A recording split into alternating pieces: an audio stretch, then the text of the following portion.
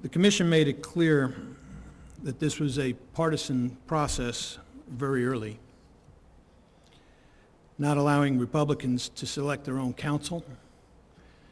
We sat patient, selecting a company who clearly has a partisan history.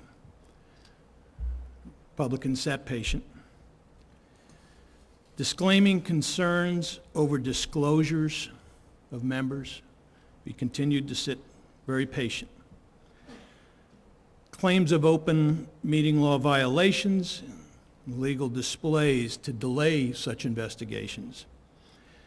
We continued to remain patient.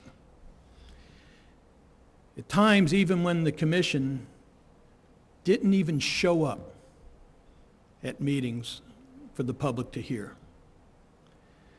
we still remain patient. And we talk about we need 2,000 districts to solve the problem, but that's not the case.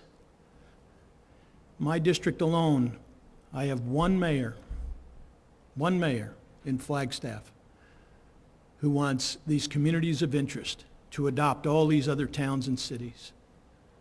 I have 11 that said no, we have no community of interest.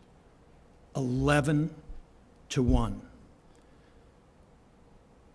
Wondering who's really listening at the end of the day. And truly, the firestorm only came when the draft map was done over the weekend with who knows who. We can't be sure.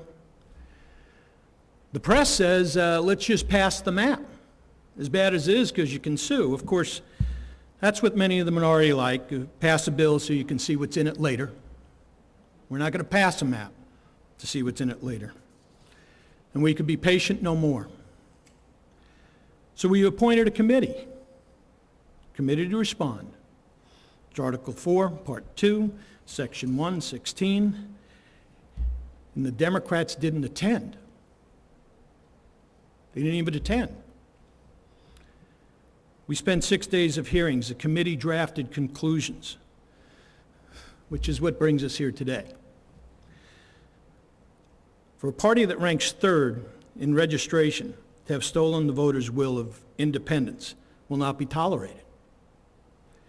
If Republicans did this, the press would have a field day, an absolute field day. The arrogance of power and ignorance of citizens' initiatives needs to be stopped. The decimating of our communities of interest must come to an end. And the draconian conclusions drawn in this draft map by the Independent Redistricting Commission was a farce. You know, until a few weeks ago, on the date the draft map was finally approved and sent out, I had never even spoken or met a single member of the Independent Redistricting Commission. Not one. Not called, not spoken to, not visited. I stayed away because we were trying to be patient with this process. Voters expected transparency and fairness, and so did I. They got partisan politics, they got incompetence from the commission, and I applaud the governor for reacting to this theft of the process. There is time to do this right, or maybe ask the voters to do it right, but in any event, the commission has failed, not the legislature. With that, I vote aye and close the board.